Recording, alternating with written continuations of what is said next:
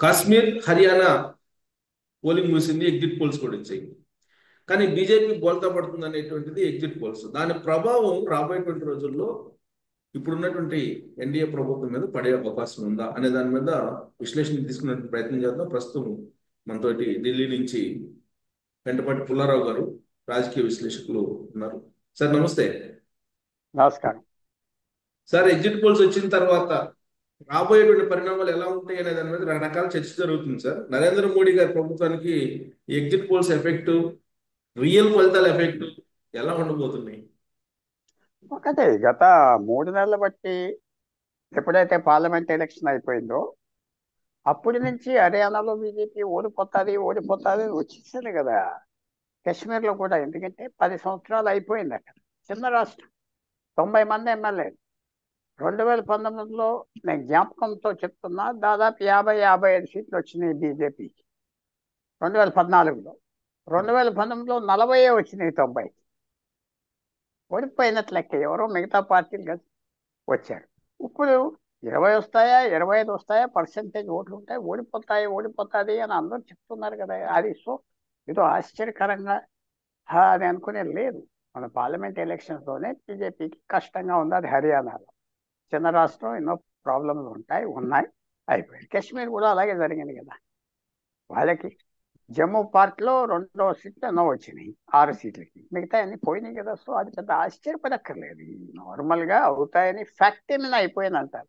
Already ఒక stock మార్కెట్లో ఒక చెడ్డ న్యూస్ వస్తుంది వస్తుంది వస్తుంది అని 2 నెలల నుంచి చెప్తా ఉంటే అది ఆటోమేటిక్గా డైజెస్ట్ అయిపోయింది. ఈ 2 రాష్ట్రాల మీద అంత ఏదో అద్భుతంగా రిజల్ట్ వస్తుంది వాళ్ళు అనుకుని ఉండరు, ట్రై చేసుకున్నారు, అయిపోయింది వదిలేశారు.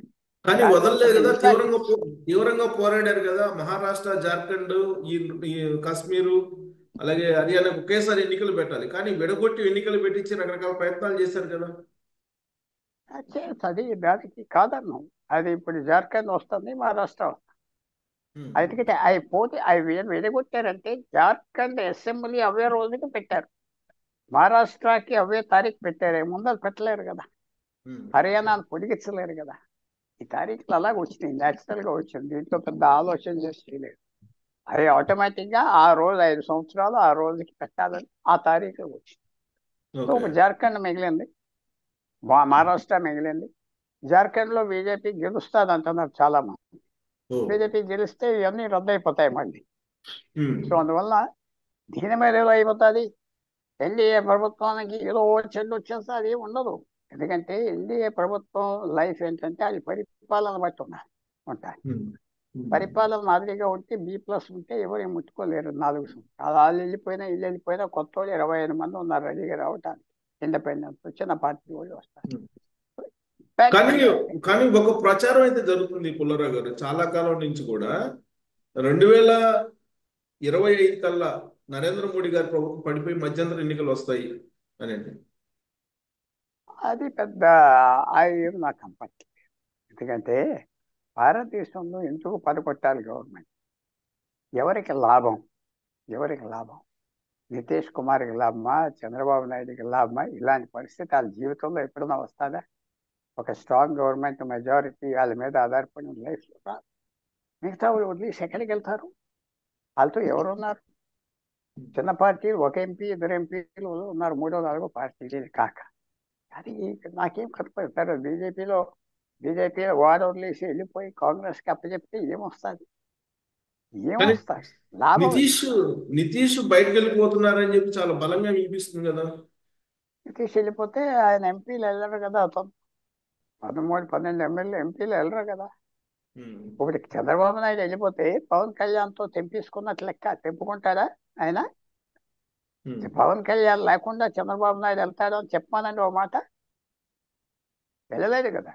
ఆ తాళం మనకి తెలుసు, తెలుగు మీడియా, తెలుగులో ఉన్న వాళ్ళకి తెలుసు. ఆయనకున్న బలం 2 పార్టీల బలంతో అధికారంలోకి వచ్చాడు. అవి వదిలి వెళ్ళిపోతాడా? మళ్ళీ అరాచకం తీసుకొస్తాడా? ఒపోనెంట్స్ లేరా? అవన్నీ చేసేది బయట వాళ్ళకి తెలియని వాళ్ళు మాట. నితీష్ కుమార్ వెళ్ళిపోతే ఆయన ఒక్కడే వెళ్ళిపోతాడు, ఆ 12 మంది ఎంపీలు అక్కడే ఉంటారు. అందుకే అది అది ఆ బలం వాళ్ళు సీజన్ పాలిటీషియన్. లాభం ఏమొస్తుంది నితీష్కి గవర్నమెంట్ పడగొట్టి? ఏమొస్తుంది? అంటే నెక్స్ట్ ఇయర్ బీహార్ ఎన్నికల్లో ఆయన పర్ఫార్మెన్స్ చూపించాలంటే ఎన్డీఏలో ఉంటే పర్ఫార్మెన్స్ రాదని కదా ఆయన ఉద్దేశం.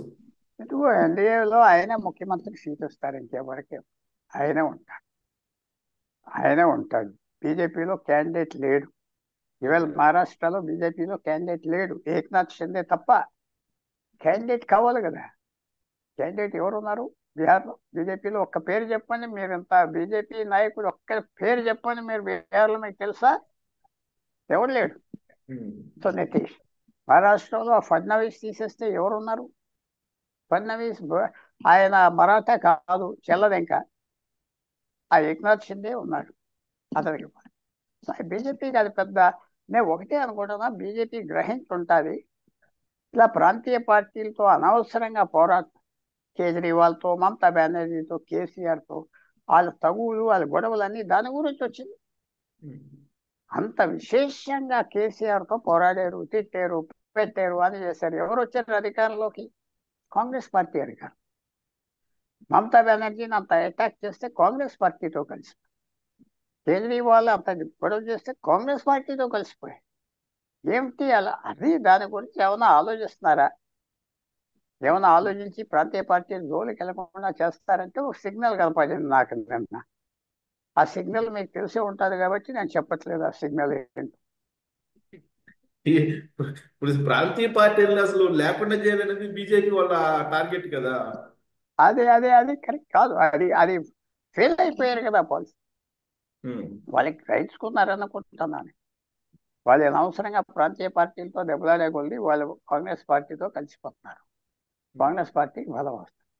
అరవింద్ కేజ్రీవాల్ అలా ఉంటే ఏమవుతుంది? కేసీఆర్ ఉంటే ఏమవుతుంది?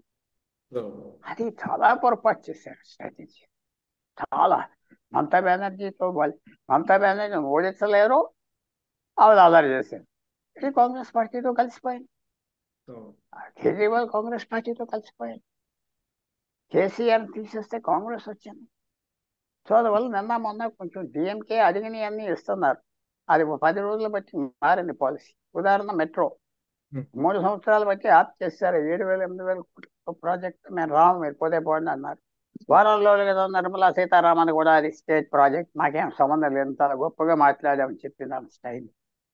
మొన్న నరేంద్ర మోడీ రివర్స్ చేసాడు, ఆ ప్రాజెక్టును ఫైనాన్స్ చేస్తున్నామని స్టాలిన్కి అప్పచెప్పారు. సో అది మార్చుకున్నారంటే వాళ్ళు సర్వైవ్ మార్చుకున్నారు.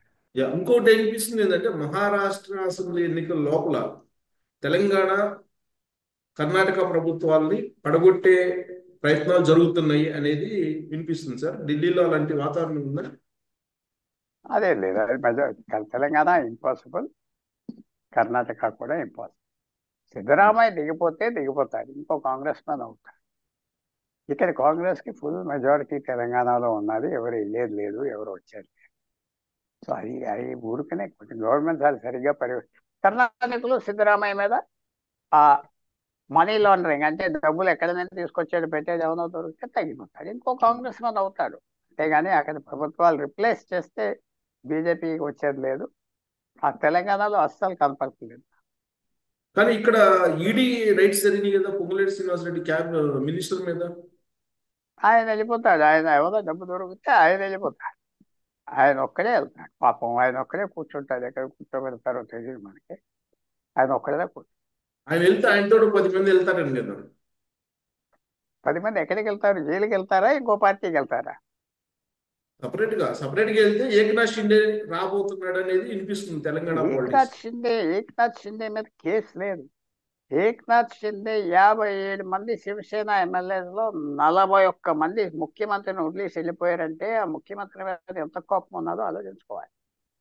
ఏక్నాథ్ షిండే ఆయన ఏదో కేసు ఉన్నది కొన్నాడు కాదు, ఆయన ఒక ఇంట్రెస్టింగ్ పర్సనాలిటీ. ఈవేళ మహారాష్ట్రలో అందరికంటే పెరిగింది ఏక్నాథ్ షిండే 2 సంవత్సరాలు.